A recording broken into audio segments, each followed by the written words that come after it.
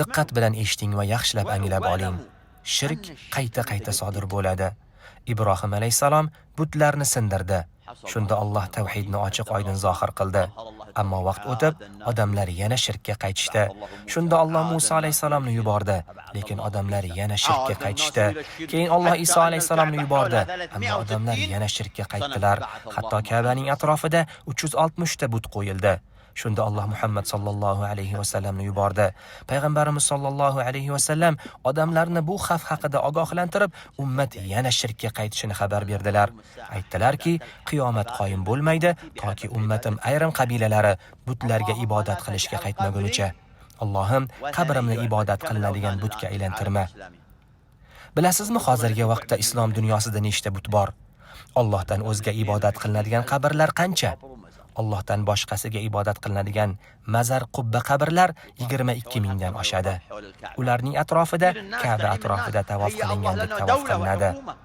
Odamlarni ogohlantirish va ularga to'g'ri yo'lni ko'rsatish bizning burchimizdir.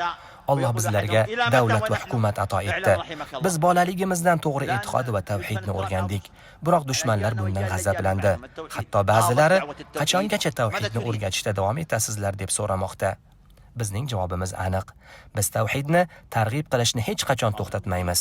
Hatto biz va bizdan keyingi avlodlar tuproq ostiga ketmagunimizgacha davom etamiz. Bugun tavhid zaiflashmoqda. Siz nima xohlayapsiz? Bir kuni payg'ambarimiz sollallohu alayhi va sallam sahobalari bilan majlisda o'tirgan edilar. Shunda u zot dedilar: "Men sizlar uchun eng ko'p qo'rqadigan narsam bu yashirin shirkdir." Sahobalar so'radilar: "Ya Rasululloh, yashirin shirk nima?" Payg'ambarimiz javob berdilar: "Riyo, ya'ni ibodatni Alloh uchun emas, balki odamlar ko'rsin deb qilish."